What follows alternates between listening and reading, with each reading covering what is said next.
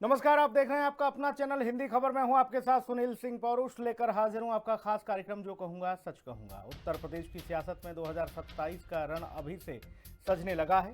Samajwadi party के मुखिया अखिलेश यादव ने एक नया दांव खेला है, महिला सम्मान का। लेकिन इस बार इस सम्मान के केंद्र में है उनकी अपनी दादी मूर्ति देवी और मां मालती देवी। सपा इसे महिलाओं का सम्मान बता रही है तो बीजेपी इसे परिवारवाद का अध्याय। क्या है अखिलेश का ये दादी माँ वाला चुनावी फॉर्मूला, और मची है इसी पर खींचतान। रिपोर्ट देखिए फिर चर्चा होगी।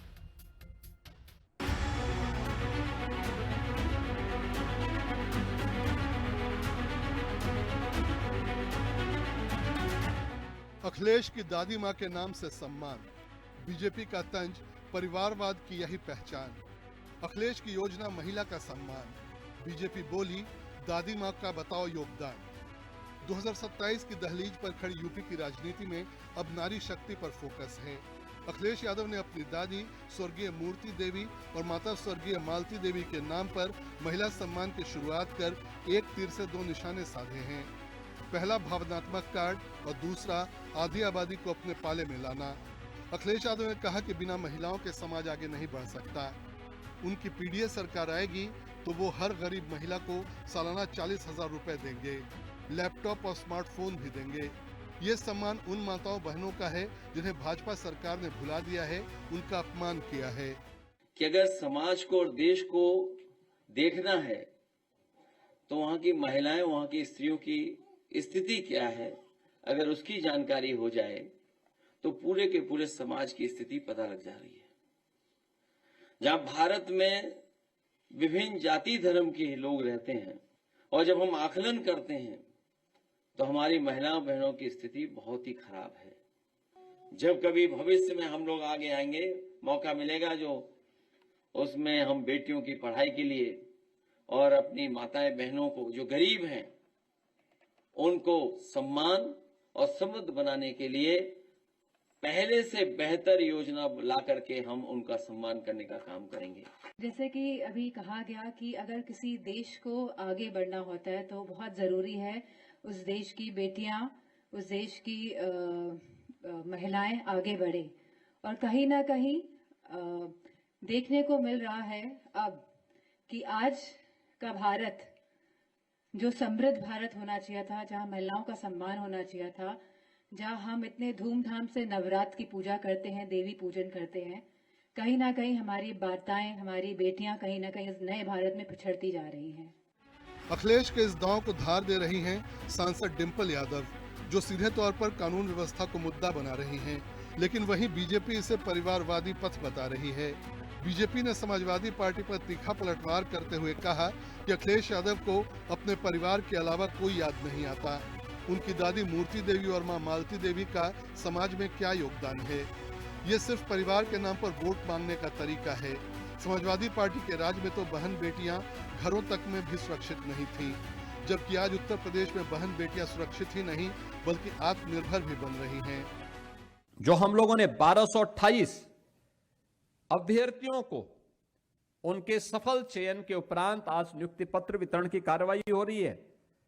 इनमें 1097 केवल महिलाएं हैं और 131 मात्र पुरुष हैं। मुझे लगता है कि आज महिलाएं प्रसन्न हो रही होंगी कि नवरात्रि के अवसर पर उन्होंने पुरुषों को पछाड़ा है और नर्सिंग अधिकारी के रूप में इतनी बड़ी संख्या में उन्हें नियुक्ति पत्र प्राप्त हो रहा है। यद्यपि हम लोग पहले तो पुलिस की भर्ती में तो मैंने महिलाओं के लिए 20% आरक्षण दिया था और तब जाकर के वो संख्या बढ़कर के 44,000 तक पहुंची। 44,000 महिला कार्मिक आज के दिन पे यूपी पुलिस में हैं। नहीं तो 1947 से 17 के बीच में इनकी संख्या मात्र 10,000 थी। आज ये संख्या वहां 44,000 से ऊपर है और 44,000 होने के नाते हम प्रदेश के अंदर महिलाओं की सुरक्षा के लिए कुछ बेहतर कदम उठाने में सफल हुए हैं। जिस तरह से उन्होंने अपने परिवार, माँ और दादी के नाम पर 2 योजनाओं का शुरू किया है काम, मुझे लगता है कि आधी आबादी को रिझाने के लिए कह रहे हैं, पर इसका तुलनात्मक अध्ययन हमारी आधी आबादी कर चुकी है। 2017 से पहले का उत्तर प्रदेश का माहौल और 2017 के बाद का उत्तर प्रदेश का माहौल, उसमें मुझे लगता है कि इस आधी आबादी ने तुलना कर ली है, तभी दोबारा 22 में योगी आदित्यनाथ जी को अपना आशीर्वाद दिया था। और इस आबादी को कितना भी भरमाएं, पर हर घर तक ये बात पहुंच चुकी कि सपा का शासनकाल गुंडई का शासनकाल था, महिलाओं का घर से बाहर निकलना दूभर था। और ये बात हर महिला और बहन को पता है हमारी। मुझे लगता है 2027 में भी भले ही वो अपने परिवार में अपनी माँ और दादी के नाम से कोई योजना शुरू कर दें, लेकिन उसका असर इस पर पड़ने वाला नहीं।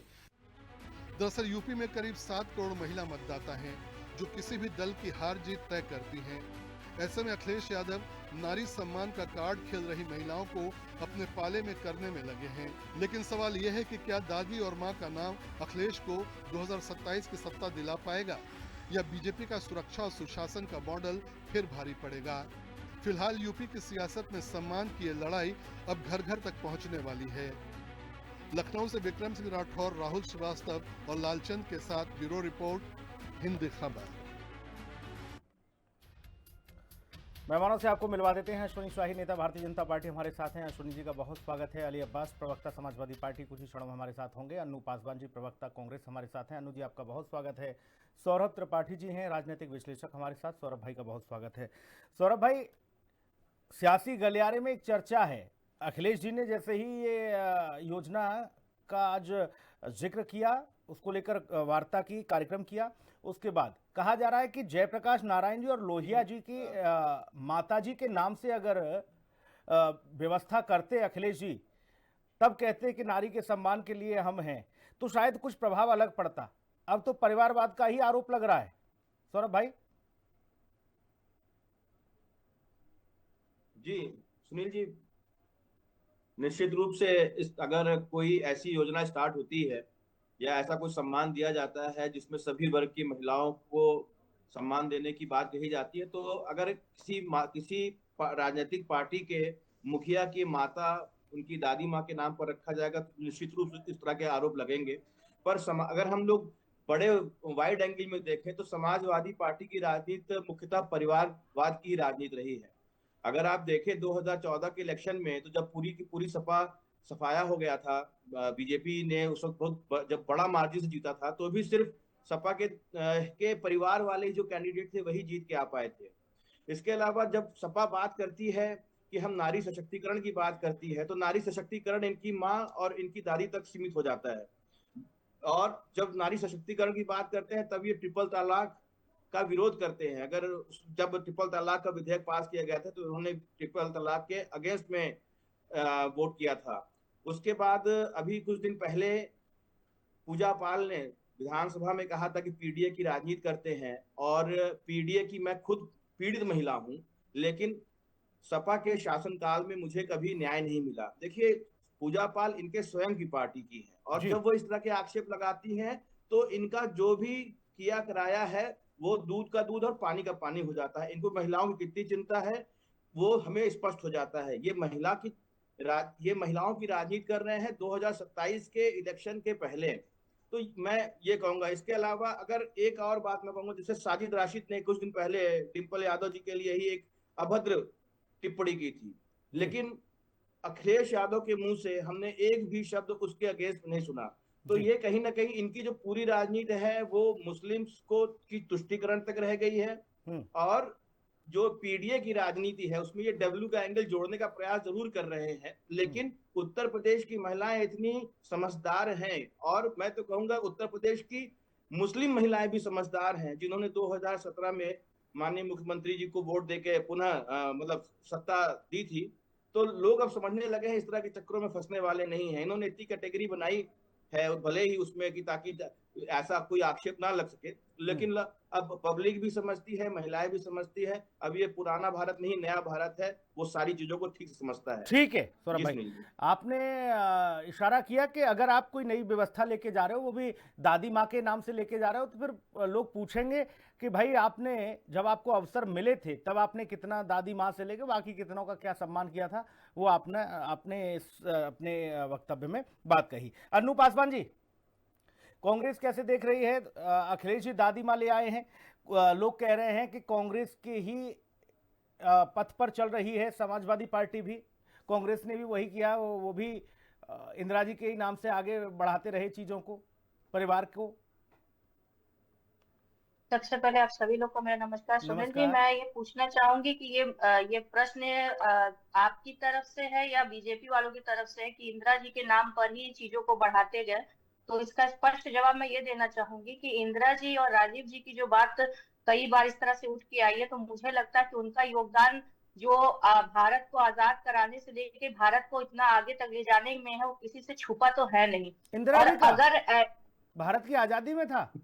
नहीं, आप मुझे बताइए कि इंदिरा जी को जिस तरीके से जिन्होंने आप ये जिस तरीके से अब हर चीज में, चाहे कांग्रेस जितनी भी कार्यशैली को लेके आई, जितनी भी कार्यों को लेके आई, और कांग्रेस जिस तरीके से जितने नीति नियमों को लेके आई, क्या इससे छुपा कि इसमें इंदिरा जी का कोई रोल नहीं था?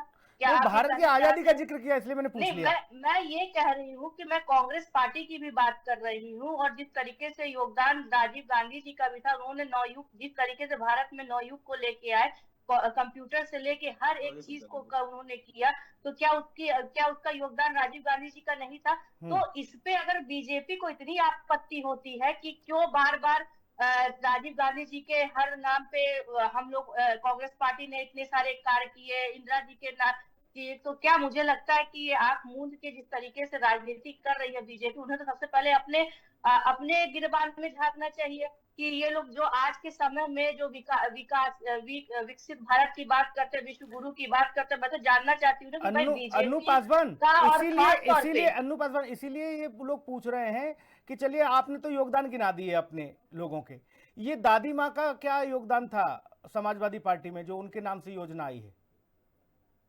देखिए, इसका मैं एक ही जवाब देना चाहूंगी कि ये जो समाजवादी पार्टी ने और माननीय समाजवादी प्रमुख जो माननीय अखिलेश यादव जी ने जो ये योजना लेके आई, भाई उनका अपना एक स्नेह प्यार जो महिलाओं के प्रति है, उसके प्रति उसका ये उनका कार्यशैली है। तो मुझे लगता है कि इससे आपत्ति भी तो नहीं होनी चाहिए। किसी को किस बात की आपत्ति है भाई, जब जिस तरीके से हर बार बीजेपी कहती है कि भाई कि समाजवादी पार्टी ने, विपक्ष ने इनकी मां का अपमान कर दिया, उनकी मां का अपमान कर, तो आज खुद वो क्या कर रही है? अगर उनके नाम से उन्होंने कोई अपनी दादी माँ के नाम से अगर वो कोई सम्मान या कोई इस तरह अन्नू पासवान, ठीक है, अन्नू पासवान, आपत्ति ही किस जी, बात की? अन्नू पासवान, क्या बेहतर नहीं होता, कांग्रेस के दृष्टिकोण से समझना चाहता हूं, जयप्रकाश नारायण जी यानी फुलरानी देवी जो उनकी माताजी थी, और लोहिया जी चंदा देवी, उनके नाम को अगर आगे बढ़ाया जाता आज तो और बेहतर होता। ये तो नेताजी के भी आदर्श रहे हैं। तो ये आपसे किसने कहा कि अगर अखिलेश जी की दादी माँ के नाम से कोई सम्मान आ गया तो ये बाकी चीजें भी वो उसमें आगे भविष्य में उस पे काम नहीं करें? क्या ये उन्होंने लिखित में दे दिया है क्या कि वो अब जो सम्मान जो अपनी दादी माँ के नाम पे लेके आया वो ही रह जाएगा, उसके आगे आरोप लग रहा है परिवारवाद का और कुछ नहीं। हम ये थोड़ी नहीं कह रहे, हम तो ये पूछ रहे हैं आरोप परिवारवाद का लग रहा है अन्नू पासवान। इस बात का, और बीजेपी कहाँ से, बीजेपी कौन होती है भाई परिवारवाद के नाम पे किसी को आरोपित करने में? आप अमित शाह जी की बात ले लीजिए भाई, उनका बेटा कौन सा बहुत बड़ा क्रिकेटर था जिनको बीसीसीआई का अध्यक्ष बना दिया गया? अगर आप चिराग पासवान, राजीव शुक्ला क्रिकेटर थे, अगर आप राजीव शुक्ला आज भी है, राजीव शुक्ला क्रिकेटर थे अन्नू पासवान, राजीव शुक्ला क्रिकेटर थे, पटेल की वो बात आज कर भी है। लीजिए। इस तरह और बहुत सारे छोटे छोटे गुटों को इन्होंने अपने पार्टी में शामिल किया है, जो आज की तारीख में सिर्फ और सिर्फ अपने पीढ़ी, अपने दादा दादी, अपने माता पिता के नाम पर वो राजनीति में उतरे, और उनके वो आज एमएलए एमपी बीजेपी में या मंत्री इसीलिए बने कि भाई उनके दादा पार्टी दादी प्रमुख अलग होता है, इतना छोटा मत करो इसे अन्नू पासवान, इतना छोटा मत करो इसे। पार्टी प्रमुख अलग होता है, गांधी परिवार अलग है और सैफई परिवार अलग है, ठीक? इनसे तुलना कर दे रही हो। अरे भाई अन्नू पासवान, आप अखिलेश जी की और राहुल जी की, गांधी परिवार की किसी विधायक और सांसद से तुलना कर रही हो, किसी विधायक और सांसद से तुलना कर रही है अन्नू पासवान। आप और परिभाषा लोगी, ऐसा थोड़ी ना। अन्नू पासवान, आप गांधी परिवार की और सैफई परिवार की तुलना किसी विधायक या सांसद से न करें। नहीं, मैं परिवारवाद की बात कर रही हूँ। हाँ, परिवारवाद के लिए परिवार जो प्रमुख हैं उन पर आरोप लग रहा है, जो पार्टी के कर्ता धर्ता है। कांग्रेस पार्टी और बीजेपी के किसी भी मंत्री विधायक की तुलना तो हो ही नहीं सकती। मैं परिवारवाद पे बात कर रही हूँ। अगर हाँ, इसलिए मैं कह रहा हूँ आपसे, वो बड़ी शक्ति है, से आपत्ति होनी चाहिए, हर परिप्रेक्ष्य से आपत्ति होनी चाहिए। ठीक है, अनु ना पासवान। तो उनको किसी विधायक सांसद को टिकट इस बिहार में ठीक है, देना अनु पासवान। चाहिए, या किसी को मंत्री ओके। इस बिना पे बनाना चाहिए कि उनके ठीक दादा है। परदादा कभी मंत्री सांसद रहे हैं। ठीक है, अनु जमीनी पासवान। स्तर के कार्यकर्ताओं को बनाए भाई ना देखो चाहिए। देखो भाई, कांग्रेस तो इसलिए भी साथ समाजवादी पार्टी के इस बाबत रहेगी कि कांग्रेस को पता है कि हमने जब इतना सब खिला किया है परिवारवाद के नाम पर, तो ये लोग करेंगे तो क्या दिक्कत है, इसलिए आप डिफेंड करेंगे, अच्छी बात है। भाई अश्वनी शाही, आप कौन होते हो परिवारवाद का आरोप लगाने वाले? अनु पासवान पूछ रही हैं। नहीं, हम कहाँ कर रहे हैं कि हम परिवारवाद का आरोप हम कहाँ लगा रहे हैं? वो तो देश को दिख रहा है जी। जो परिवारवादी पार्टी पैदा ही हुई परिवार के नाम पर, जिस परिवार के 35 लोग राजनीतिक पदों पर आसीन और आरूढ़ रहे हों, तो हम कहाँ कह रहे हैं? हमको तो लगा कोई आरोप लगाने की बात है। ये तो अंधा व्यक्ति भी अगर हो तो उसको दिखाई दे जाएगा, नाम सुनाई दे जाएगा।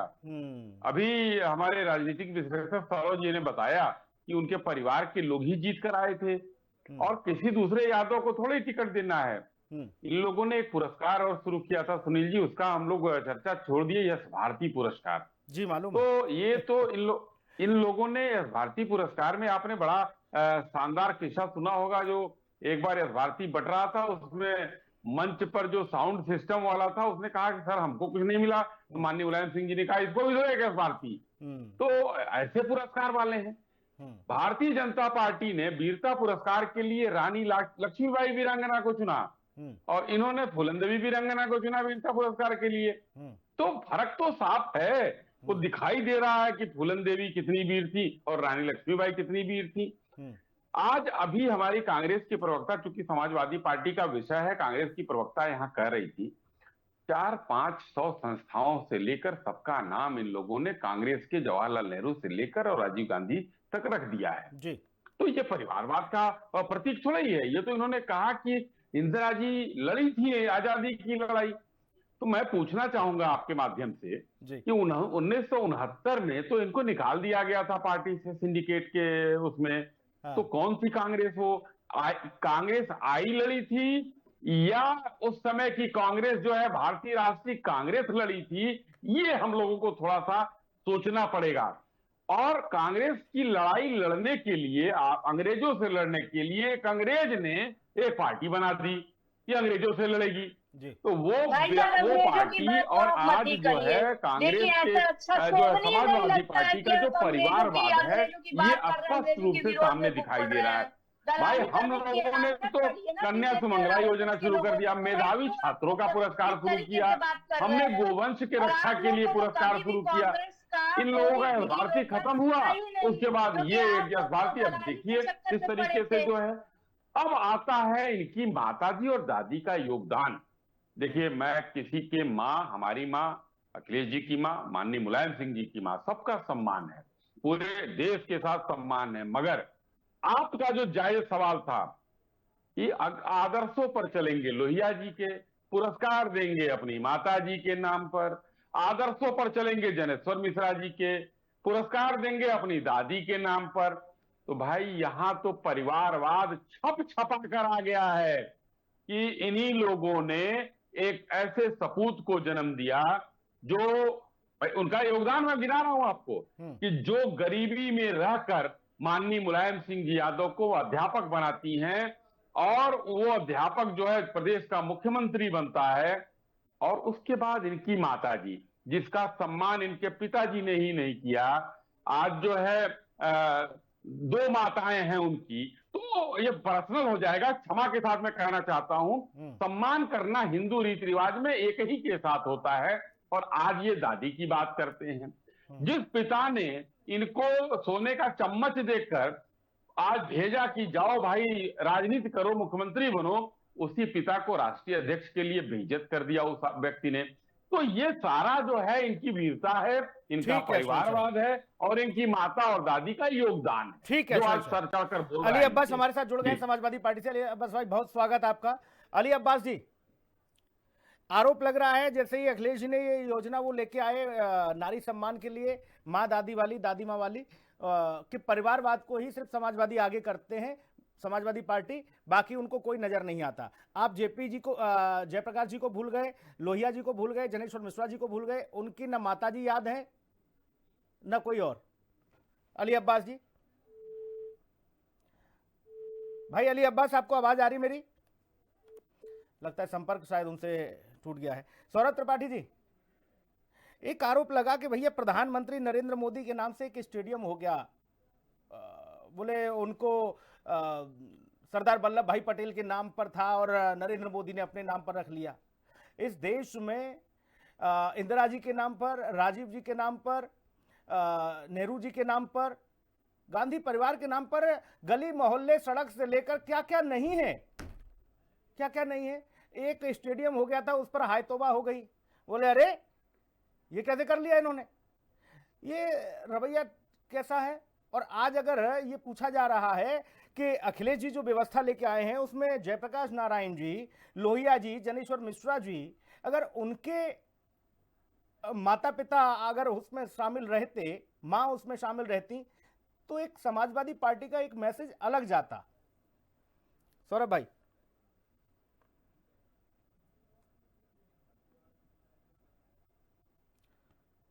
सौरभ भाई सुन पा रहे हैं? सौरभ त्रिपाठी, आपको आवाज आ रही? ठीक है, शायद उनको भी आवाज नहीं पहुंच पा रही है। अन्नू पासवान, नरेंद्र मोदी जी के नाम से एक स्टेडियम है, उस पर आप लोगों ने इतने प्रश्न उठा दिए थे, आज आप बता रही हैं कि इंदिरा जी का योगदान तो भारत की आजादी में भी था। उन्होंने देश में एक नया रिकॉर्ड कायम किया। अन्नू पासवान, 8,000, जो मैं ठीक याद कर रहा हूं, 8,931 दिन पूरे करने वाले देश के इकलौते ऐसे वो राजनेता हैं जो पद पर काबिज रहे हैं। उससे पहले असम के मुख्यमंत्री थे। 8,930 दिन का उनका कार्यकाल था, लेकिन 31 दिन हो गया। नरेंद्र मोदी के नाम एक और रिकॉर्ड है। उनके नाम पर आप लोगों ने इतना बवाल कर दिया था। अन्नू पासवान, क्यों?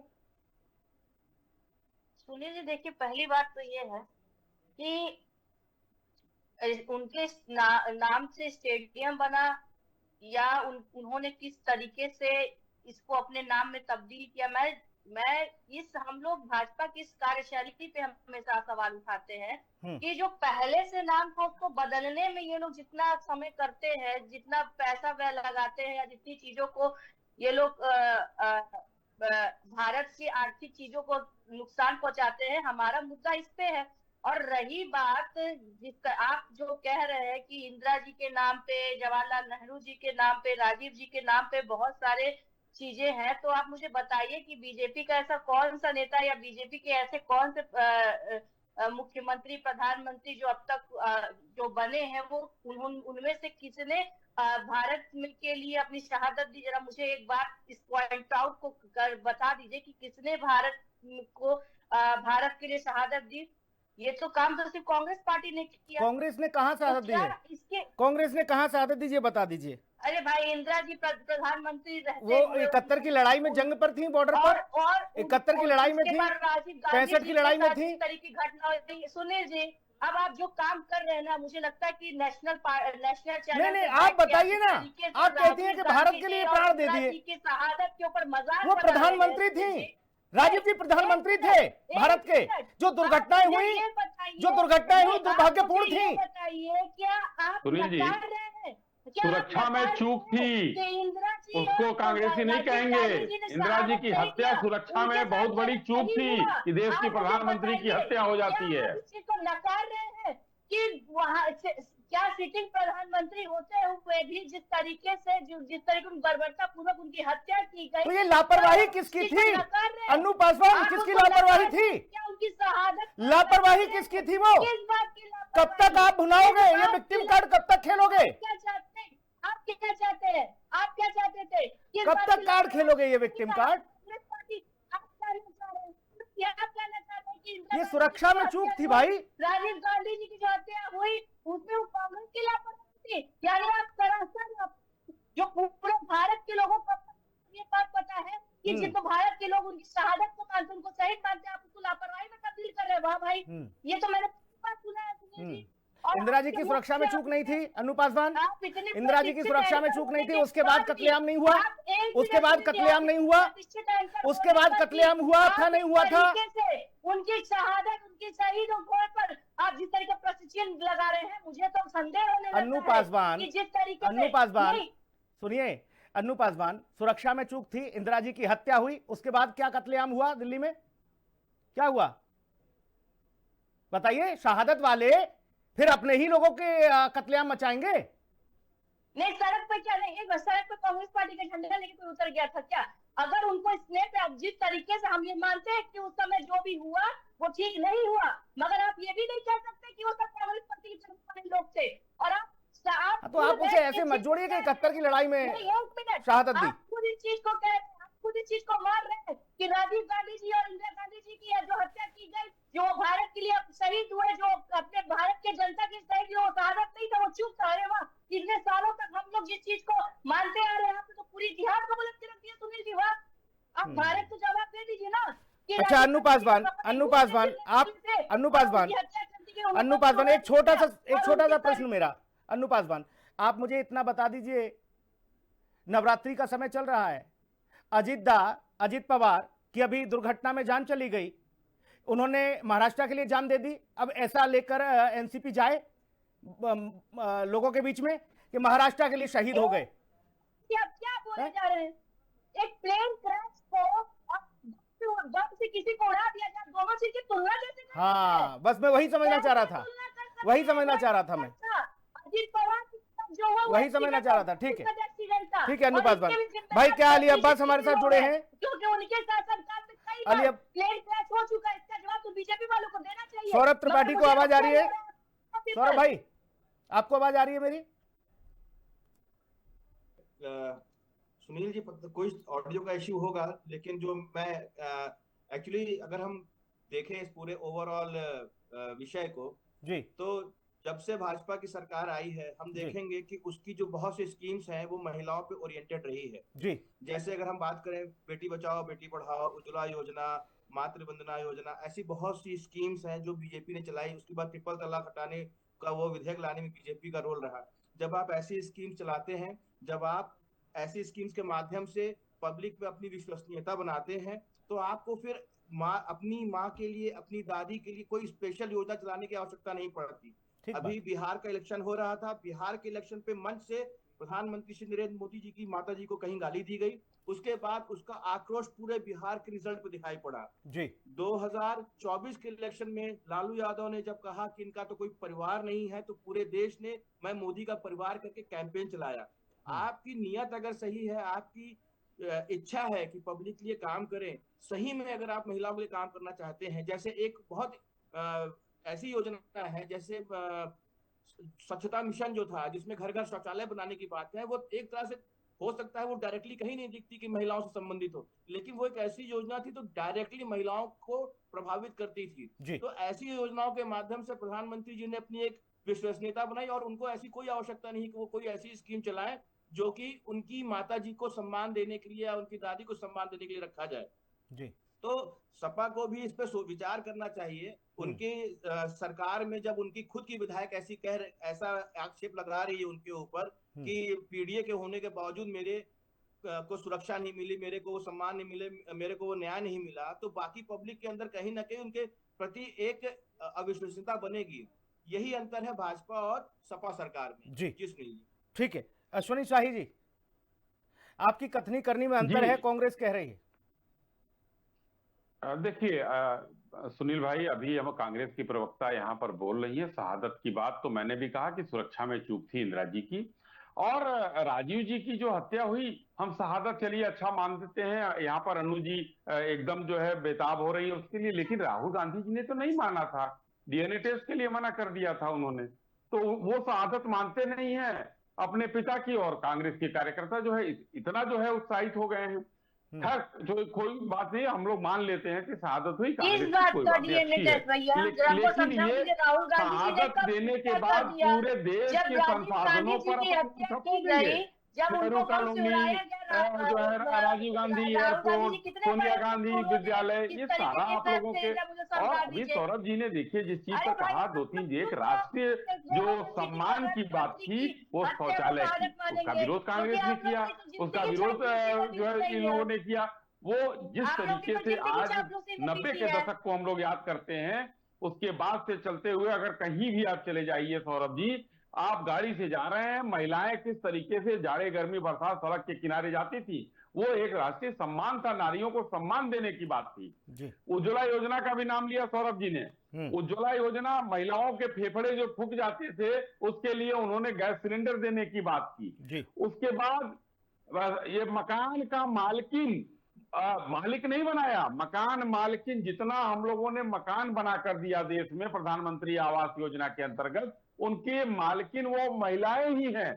स्वयं सहायता समूह से लखपति दीदी बनाया। तो हर जगह जो है हम लोगों ने महिला सम्मान की बात की सुनील जी। लेकिन अगर सम्मान मिलना है तो इस तरीके से भाई अपने घर में है हम ही सम्मान ले लें। वो नेहरू जी ने जैसे भारत रत्न ले लिया, अपने आप ले लिया, राजीव गांधी जी ने अपने आप ही ले लिया भारत रत्न। तो ये लोगों का भारत रत्न जो है, अम्बेडकर जी थोड़े थे उसके हकदार, वो कब दिया, सरदार पटेल जी को कब दिया, लेकिन नेहरू जी और इंदिरा जी, राजीव गांधी ने पहले ले लिया। तो ये चीजें कांग्रेस परिवार के साथ ही इन लोगों को आगे बढ़ना है, इन लोगों को दिखना चाहिए। अगर आपने नरेंद्र मोदी स्टेडियम की बात की, जबकि आज भी वो खेल संकुल सरदार पटेल के नाम से ही है, सिर्फ एक स्टेडियम का नाम है नरेंद्र मोदी स्टेडियम, तो उस पर किस तरीके से कांग्रेस विफल पड़ी? क्योंकि ये राज परिवार है, इस राज परिवार को सारा वो है कि हाँ हम करेंगे, हम ही रखेंगे। क्या कांग्रेस की राह पर ही समाजवादी पार्टी भी चल पड़ी है और चल रही है अश्विनी शाही? 100%। आज देखिए इस समय चुनाव में कोई मुद्दे इनको मिल नहीं रहे। माननीय योगी आदित्यनाथ जी ने उत्तर प्रदेश में हर दरवाजे बंद 40,000 रुपए महीना शायद कुछ ऐसा ऐलान हुआ है आज अखिलेश जी के मंच से। इसको कैसे देख रही भारतीय जनता पार्टी? अब ये देखना है कि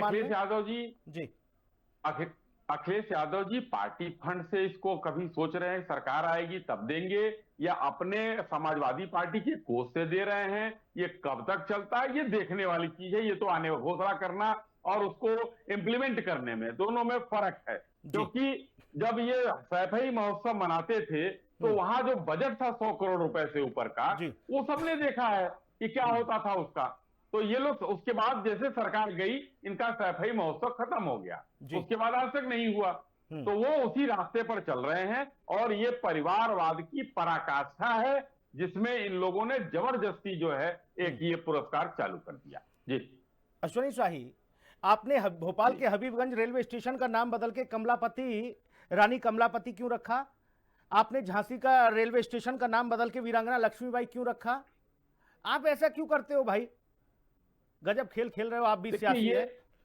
आप क्यों ये देश जो है, आप भी किसी बड़े नेता के नाम, माता रानी के और उनके नाम के रख देते, दादी के नाम से।